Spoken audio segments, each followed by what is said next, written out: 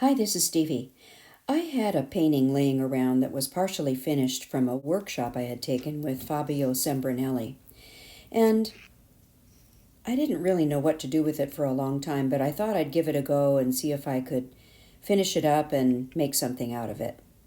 So clearly I need to add more color to it. And so I really like that white flower in the middle. I wanted to highlight that and keep it as part of the painting. So I started out by adding a little more color to the center of the flower, which just helps to bring it out more. And I think that was a mix of alizarin crimson and a little bit of quinacridone burnt orange. Just something dark to call attention to it. But notice that I didn't go completely all the way around with that color. And then I did the same for that ghosted pink flower in the back. But I don't want that to be quite as prominent because it's further away. So I want to keep the white flower as the star of the show. But I did want to get that little bit of detail on that pink flower. And I'll need to do some more work on that pink flower as I move along in this. And so now I'm just adding some water to the paper, and notice that I'm doing that randomly. I didn't cover the whole piece of paper with water, but you can see probably the wet and dry areas on the camera. And I did that purposely because I want some hard and soft edges. The water is what gives you the soft edges. So there I'm just going back, adding in a little more purple color. I mixed up some cobalt blue with permanent rose, and that gives a nice lavender purple color. Just getting a little more of the pink in there. And see how that color just spreads because I had put the water down on the paper. And I just continue to move around, working in different areas. Added some green below the white flower. And I'm picking up colors that I have in other parts of the painting just to make it look cohesive. And just continuing to try to control that water so it doesn't get all over my white flower. But I do like some of that color bleeding into it. It looks really good. So I just kind of move around. There I'm getting a little bit darker color in around that white petal. That's a mix of Winsor blue and a little bit of quinacridone burnt orange.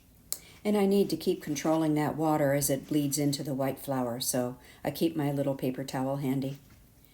Now up to the pink flower, and just working around that, getting some of the greenery in the background. And again, notice that I'm not really making definite leaf shapes, just making some random shapes there. And now I'm going to go to my heat gun and dry off my paper for my next step. I want to start adding a little more detail, and I needed some dry paper for that. Back to the center of the pink flower, getting a little more color in there. That's permanent rose. And just creating the direction and shape of the flower with that color.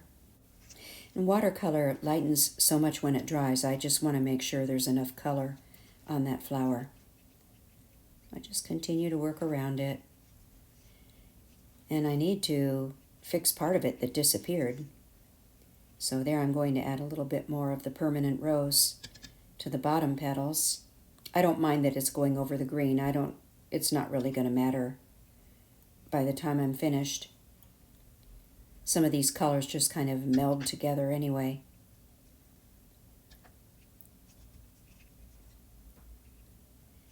And then I'll have to move around again before I can do more detail on that pink flower. I'll need to let that area of the paper dry.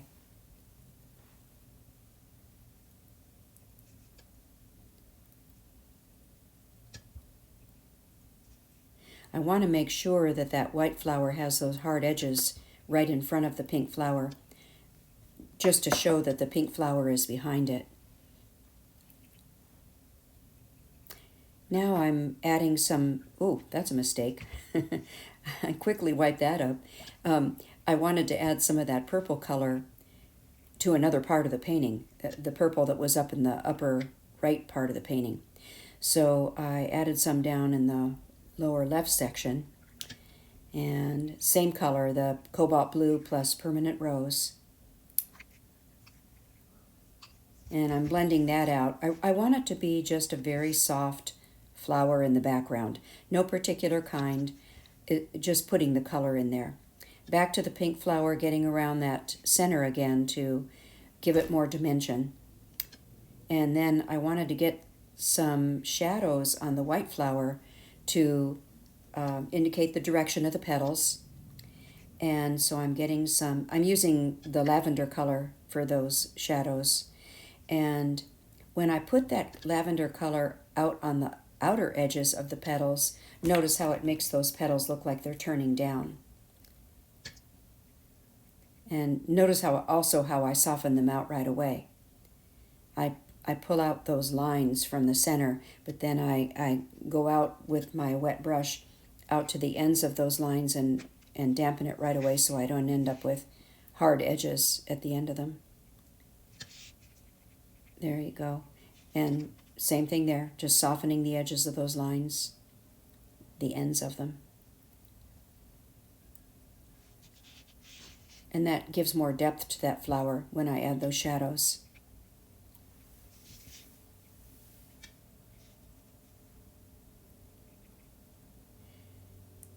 And one of those petals, the one on the bottom right, is not really that well defined yet, but you'll see what I do later to help bring that out.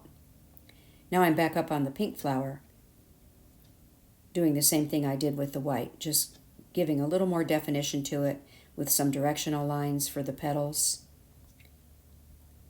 It's sort of starting to come to life.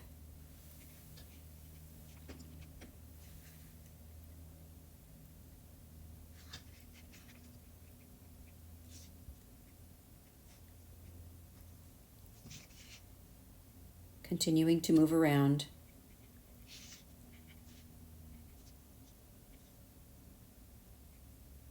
I'll have to let that dry again before I go back to it, before I can do anything else with those petals. Now, working on the front flower, I'm wetting the area right below those front petals because I'm going to work on that now and get some darker color in there. That is my Winsor Blue.